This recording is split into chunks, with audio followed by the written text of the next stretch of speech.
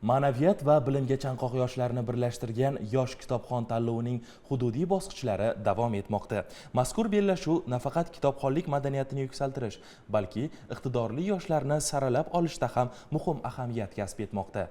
Navbatdagi manzil Jizzax viloyati. U yerda o'tkazilgan viloyat bosqichida kimlar g'olib bo'ldi va ishtirokchilarning bilimlari qanday baholandi? Galdagi lavhamiz orqali ushbu savollarga javob topamiz.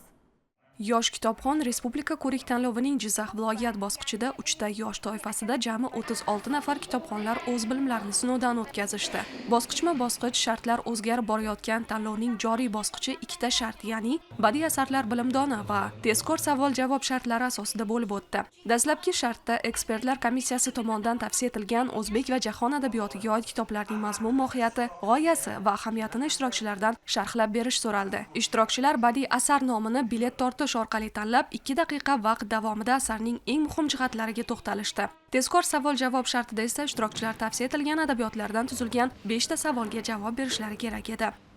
14 yosh kitobxon tanlovida eng kichkina yosh toifasi hisoblanadi va bu yerda berilgan asarlar aynan yosh bolalar qalbidan ancha o'rin egallagan va ularni haqiqiy vatanparvar bo'lib yetishib chiqishlariga aynan bu asarlar katta hissa qo'shadi deb o'ylayman. Aleksey Tolstoyning Buratino va uning sarguzashtlari asari tushdi va bu asarni o'qiganman, aynan multfilm shakllarini ham ko'rganman.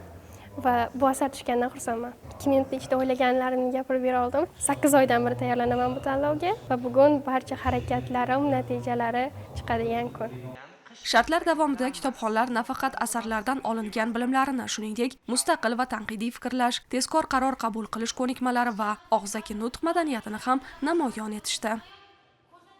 2024-yilgi mavsumda oladigan bo'lsak, 2024-yilda 20 ming yoshlarimiz ushbu tanlovga qatnashish istagini bildirgan bo'lsa, 2025-yilgi mavsumimizga esa 25 mingdan ortiq yoshlarimiz, ya'ni 1 yilda hisobiga 5 mingdan ortiq yoshlar yana ushbu tanlovning saralash bosqichlariga qatnashishga qiziqmoqda. Hakamlar hayotlari tomonidan ham Jizzax viloyatining yoshlari yosh kitobxon tanloviga ajoyib tayyorlanganligi bo'yicha e'tirof etildi.